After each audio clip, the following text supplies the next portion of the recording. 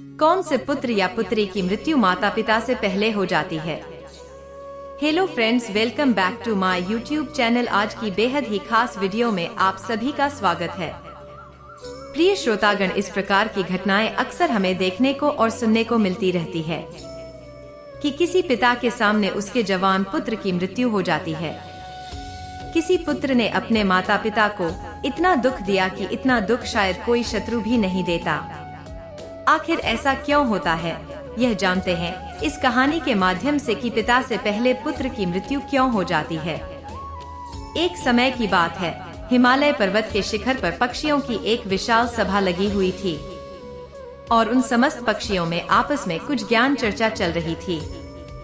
पक्षी प्रश्न करते थे और उनमें से जो ज्ञानी पक्षी थे वह उन प्रश्नों के उत्तर देते थे। ज्ञान चर्चा होते होते एक प्रश्न ऐसा खड़ा हो गया जिसे सुनकर के सारे पक्षी सोच में पड़ गए, और वह प्रश्न यह था कि मृत्यु लोक में कुछ पुत्रों की मृत्यु पिता से पहले क्यों हो जाती है और कुछ पुत्र माता पिता को दुख क्यों देते हैं। ऐसा क्यों होता है कि पिता की आंखों के सामने ही उसके जवान पुत्र की मृत्यु हो जाए। उस पिता को कितना दुख होता होगा। होना यह चाहिए कि पहले पिता की मृत्यु हो, लेकिन कई बार ऐसा होता है कि पिता के पुत्री की मृत्यु हो जाती है, जिससे पिता को पुत्रों का अंतिम संस्कार करना पड़ता है। ऐसी स्थिति में एक पिता को मृत्यु के समान कष्ट होता है। कई बार कुछ बेटे अपने माँ बाप के साथ शत्रु जैसा व्यवहार करते हैं, उन्हें मारते पीटते हैं, उनकी देखरेख नहीं करते, उन्हें तन्हा छोड़ देते हैं। समस्त पक्षियों में यही चर्चा चल रही थी। किसी के समझ में नहीं आ रहा था कि आखिर ऐसा होता क्यों है। विषय बहुत ही महत्वपूर्ण था। तभी पक्षीराज गरुड़ का उस सभा में आगमन होता है। पक्षीराज गरुड़ एक बूढ़े गिद्ध का रूप धारण करके आते हैं और एक जगह पर बैठ जाते हैं। सभी पक्षियों ने खड़े होकर के उनका अभिवादन किया। गरुड़ जी ने कहा, पक्षियों, आखिर आपके बीच में किस बात पर चर्चा चल रही है? किस बात को लेकर आप इतनी उलझन में है? तब उनमें से एक पक्षी खड़े होकर के कहता है, गरुड़ महाराज, हम यह जानना चाहते हैं कि हमारे बीच में आज का जो संवाद है वह यह है कि पिता से पहले पुत्र की मृत्यु आखिर क्यों हो जाती है। तो पक्षीराज गरुड़ कहते हैं कि पक्षियों, सनातन धर्म शास्त्रों के अनुसार आपका यह जीवन पिछले जन्म पर आधारित होता है, और यह भी जरूरी नहीं है कि पूरा जीवन ही पिछले जन्म पर आधारित हो, लेकिन पिछले जन्म का हमारा कुछ हिसाब किताब अगर बाकी रह जाता है तो वह हमें इस जन्म में पूरा करना पड़ता है। पहले हमें यह समझना होगा कि हमारा कर्म ही हमारी गति तय करता है, अर्थात आपके द्वारा किया गया कर्म ही आपके भविष्य को निर्धारित करता है। गरुड़ कहते हैं, पक्षियों, कर्म भविष्य को निर्धारित करता है और कर्म 4 प्रकार के होते हैं। नंबर 1 संचित कर्म, नंबर 2 प्रारब्ध कर्म, नंबर 3 आगामी कर्म और नंबर 4 वर्तमान कर्म। चारों कर्मों का अलग अलग फल होता है। इनमें से जो संचित कर्म होते हैं वह हमारे अगले जन्म में हमारे साथ रहते हैं, और उन्हीं कर्मों का फल हमें कभी कभी दुख और सुख के रूप में भोगना पड़ता है। मृत्यु के बाद यह भौतिक शरीर तो नष्ट हो जाता है, लेकिन जो सूक्ष्म शरीर होता है वह जन्म जन्मांतर तक आत्मा के साथ जुड़कर रहता है, और हमारे जितने भी सगे संबंधी होते हैं वे सभी किसी न किसी कारण बस हमारे साथ आते हैं। कभी किसी जन्म में सब हमारे कर्म का हिसाब चुकाने के लिए अलग अलग रूपों में आते रहते हैं। गिद्ध की बात सुनकर समस्त पक्षी कहने लगे, पक्षी राजा, आपकी यह बात हमारी समझ से परे है, थोड़ा और सरल भाषा में हमें समझाइए। तो पक्षीराज कहने लगे, हे पक्षियों, ध्यान से सुनिए, मैं तुम्हें एक अद्भुत और रहस्यमय कथा सुनाता हूँ। इस कथा के माध्यम से आपको यह जवाब मिल जाएगा कि पुत्र की मृत्यु पिता से पहले क्यों हो जाती है। सभी पक्षी चुपचाप बैठ जाते हैं और पक्षीराज गरुड़ कथा सुनना आरंभ करते हैं। पक्षियों, एक गांव में एक किसान रहता था। उसके परिवार में उसकी पत्नी और एक लड़का था। कुछ सालों के बाद किसान की पत्नी की मृत्यु हो जाती है। जिस समय किसान की पत्नी की मृत्यु हुई थी उस समय लड़के की उम्र मात्र 10 साल की थी। तब किसान ने अपनी दूसरी शादी कर ली उसके बाद किसान की दूसरी पत्नी से भी एक पुत्र पैदा होता है। संयुक्त बस किसान की दूसरी पत्नी की भी मृत्यु हो जाती है। तब किसान अपने दोनों बेटों के साथ अकेला रह जाता है। कुछ समय बाद किसान का जो बड़ा बेटा था, जो पहले वाली पत्नी से पैदा हुआ था, जब वह विवाह के योग्य हो जाता है तो किसान ने बड़ी धूमधाम से अपने बड़े बेटे का विवाह कर दिया। धीरे धीरे कुछ समय बाद किसान बीमार पड़ जाता है। बीमारी के चलते उसकी ज्यादा हालत खराब हो जाती है और एक दिन उसकी भी मृत्यु हो जाती है। किसान का जो छोटा बेटा था, जो उसकी दूसरी पत्नी से पैदा हुआ था, वह अपने सौतेले भाई के साथ रहने लगता है। बड़ा भाई अपने छोटे भाई को बड़े प्रेम से रखता था। धीरे धीरे समय गुजरता चला गया। एक दिन किशन का छोटा लड़का बीमार हो जाता है। तबीयत ज्यादा खराब रहने लगी। बड़े भाई ने कुछ आसपास के अस्पताल से उसका इलाज करवाया, परंतु उसे कोई राहत नहीं मिली। बुढ़ा गिद्ध कहता है, पक्षियों ध्यान से सुनना, बड़ी ही अद्भुत कहानी है कि किन कर्मों से पिता से पहले पुत्र की मृत्यु हो जाती है। जब बड़े भाई ने अपने छोटे भाई को कई वैद्य हकीम से उपचार कराया, परंतु उसकी हालत में कोई सुधार नहीं हुआ। छोटे भाई की दिन प्रतिदिन तबीयत बिगड़ती जा रही थी। काफी धन भी छोटे भाई के इलाज में खर्च हो चुका था। इलाज कराते कराते बड़ा भाई अब थक चुका था।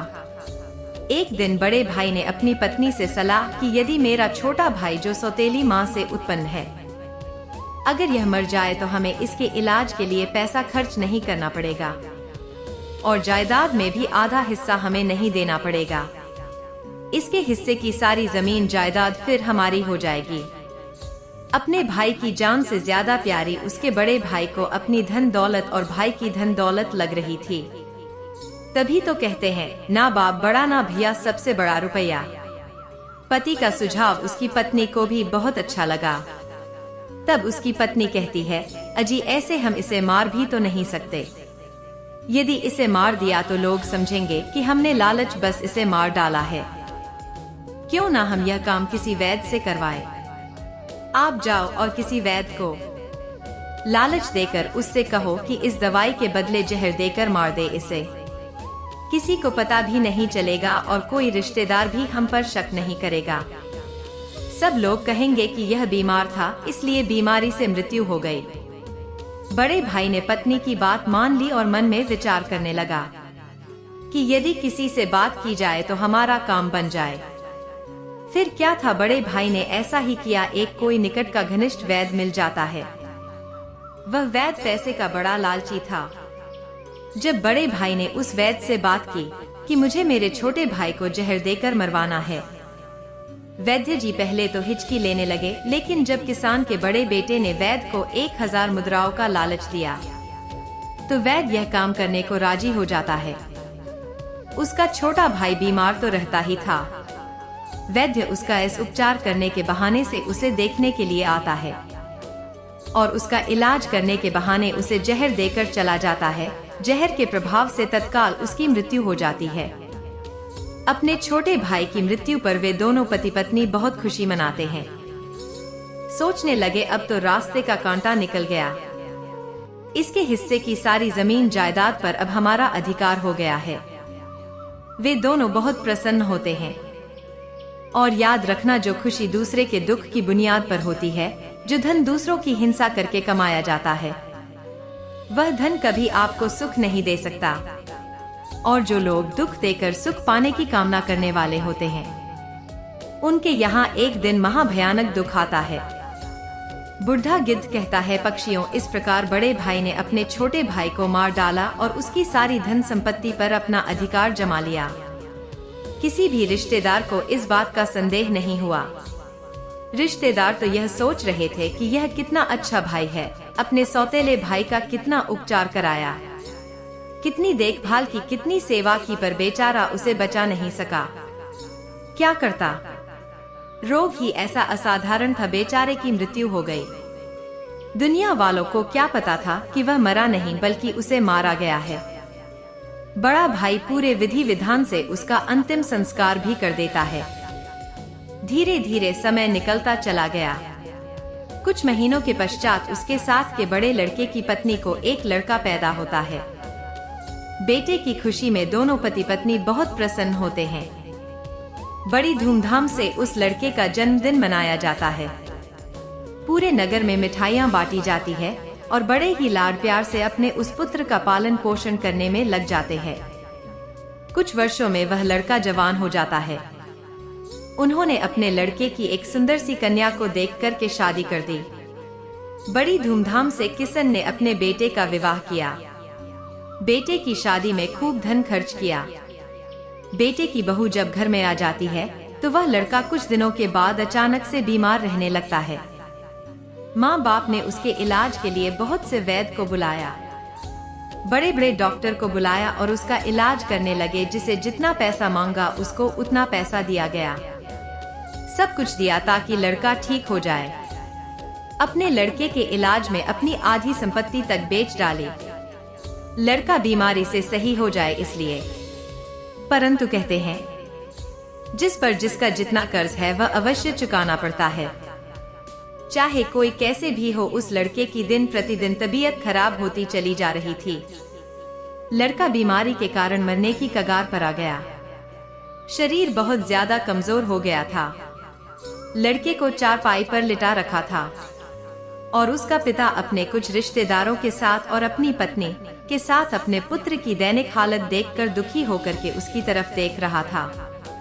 अपने रिश्तेदारों से कह रहा था कि यह क्या हुआ, मेरा इकलौता पुत्र है, भगवान ने मुझे किस बात की सजा दी है।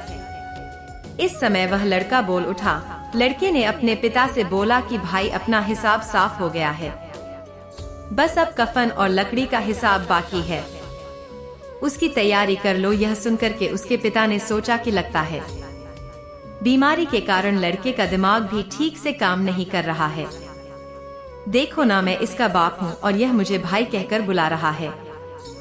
तब लड़का कहता है, नहीं भाई, मेरा वापस जन्म हुआ है, मैं तुम्हारा पिछले जन्म का भाई हूँ, मैं तुम्हारा छोटा भाई हूँ, तुम्हारी सौतेली माँ का बेटा, तुम्हारा छोटा भाई, जिस संपत्ति के लिए आपने मुझे जहर देकर मरवाया था, अब वही संपत्ति मेरे इलाज में लग चुकी है। आपके ऊपर मेरा जो धन था वह मैं धीरे धीरे अपने इलाज में लगवा चुका हूँ। यह सुनते ही उसका पिता एकदम से फूट फूट कर रोने लगता है और कहता है कि मेरे तो कुल का नाश हो गया है। मैंने यह क्या किया, जो किया वह मेरे आगे आ गया। पर भाई मुझे यह तो बता दो, मैंने जो किया था वह तो मुझे देखने को मिल गया, पर एक बात मेरे समझ में नहीं आती है, इसमें मेरी पत्नी का क्या दोष है जो बेचारी ब्याह कर तेरे साथ आई है। यह तो निर्दोष है, अब इसको जिंदा जलाया जाएगा। उस समय सती प्रथा चलती थी, अर्थात जिसमें पति के मरने के बाद पत्नी को पति की चिता पर जिंदा जलाया जाता था। तब वह लड़का कहने लगा कि हे भाई, आप मेरी बात ध्यान से सुनो, सभी बैठे हुए रिश्तेदार और तुम सब मेरी बात ध्यान से सुनो। तुमने वैद्य को मेरे इलाज के लिए बुलाया था, उस वैद्य को तुमने कुछ पैसों का लालच दिया था और उसने मुझे जहर दे दिया था, जो दुष्ट पैसों के कारण किसी को मारता है तो उसको भी उसका फल भोगना पड़ता है। वह लड़का कह रहा था कि जो वैद्य ने मुझे जहर खिलाया था, तुम्हें उसके बारे में क्या पता है। तब उसके पिता ने कहा, बेटा मुझे पता है, तुम्हारी मौत के 3 साल बाद वह वैद्य भी मर गया था। लड़के ने कहा कि वही वैद्य यह पत्नी के रूप में मेरे घर में आया है, मेरे मरने पर जिंदा जलाया जाएगा, इसको भी इसके कर्म का फल अवश्य भोगना पड़ेगा। हमारे जीवन में आने वाले पात्र और प्रत्येक घटनाएं हमारे ही कर्मों की उपज होती है। हम जैसा बोते हैं वैसा ही हमें काटने को मिलता है। आज नहीं तो कल हमें हमारे कर्म का फल जरूर मिलेगा। जीवन के हर कठिन प्रश्न का जीवन से ही हल मिलता है। जितना गहरा कुआं होगा उतना ही मीठा जल मिलता है। गिद्ध बोला। पक्षियों, ऐसा कहकर के वह किसान पुत्र मृत्यु को प्राप्त हो जाता है। उस किसान का दूसरा कोई पुत्र नहीं था। उसकी सारी संपत्ति का नाश हो जाता है। उसके बाद जो उसकी पत्नी थी उसको भी उसके साथ जिंदा जला दिया गया। उस वैद्य को भी उसके कर्म का फल मिल जाता है। जिसने लालच बस उसके पुत्र को जहर दिया था, वह वैद्य मरकर उसकी पत्नी बना था। उसे भी मृत्यु के महाभयंकर कष्ट से होकर गुजरना पड़ा है। इस दुनिया में 4 प्रकार के पुत्र होते हैं और जो जो काम उसने किए हैं उन कामों का भुगतान भी किया जाता है। यह बात सुनकर के पक्षी कहने लगे कि 4 प्रकार के पुत्र कौन से होते हैं। तब पक्षीराज गरुड़ कहते हैं, पक्षियों शास्त्रों में 4 प्रकार के पुत्र बताए गए हैं। पहला पुत्र होता है ऋणानुबंध, दूसरा पुत्र होता है शत्रुपुत्र, तीसरा पुत्र होता है उदासीन और चौथा पुत्र होता है सेवक। ध्यान रखिए, जो पहले 2 पुत्र हैं, यह दोनों पुत्र आपके कर्मों के अनुसार ही आपके घर में जन्म ले लेते हैं, तो उनकी मृत्यु पिता से पहले हो जाती है। अगर किसी पुत्र की मृत्यु पिता से पहले हो जाए तो समझ लेना कि वह ऋणानुबंध और शत्रु पुत्र पैदा हुआ है। प्रचलित मान्यताओं के अनुसार यदि आपने अपने पूर्व जन्म में किसी को किसी भी प्रकार का दुख पहुंचाया है और वह व्यक्ति आपसे किसी भी तरह का बदला लेना चाहता है, लेकिन वह किसी कारणवश बदला नहीं ले पाया क्योंकि वह कमजोर था और वह तड़प तड़प कर मर जाता है, तो निश्चित मानिए वह व्यक्ति इस जन्म में आपका पुत्र बनाकर लौटेगा और फिर वह अपना बदला पूरा जरूर करेगा और आपको अपने ही पुत्र की मृत्यु देखनी पड़ेगी। जरा सोचिए, अगर किसी के सामने उसके पुत्र की मृत्यु हो जाए तो उस पिता को कितना दुख होता है। इसका मतलब यह होता है कि यदि आपका पुत्र आपको कष्ट दे रहा है तो समझ लेना कि आपके पिछले जन्म का वह शत्रु हो सकता है या वह व्यक्ति हो सकता है जिसको आपने कभी मृत्यु तुल्य कष्ट दिया होगा।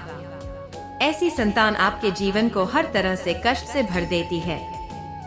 ऐसी संतान आपको मारती है, सताती है, आपके धन संपत्ति को कुकर के माध्यम से बर्बाद कर देते हैं और एक दिन आपको भीख मांगने पर मजबूर कर देते हैं। तो पक्षियों, इस तरह से पिता से पहले वही 2 पुत्र मरते हैं जो ऋणानुबंध होते हैं, और जो पुत्र शत्रु होते हैं अपने कर्मों का लेखा जोखा पूरा करने के लिए किसी के यहाँ आकर के जन्म धारण करते हैं। आपको यह कहानी कैसी लगी हमें बताएं और कमेंट में जय श्री कृष्णा जरूर लिखें और चैनल को सब्सक्राइब और कहानी को शेयर जरूर करें। बहुत बहुत धन्यवाद। मिलते हैं अगली वीडियो में, जब तक के लिए जय श्री कृष्णा।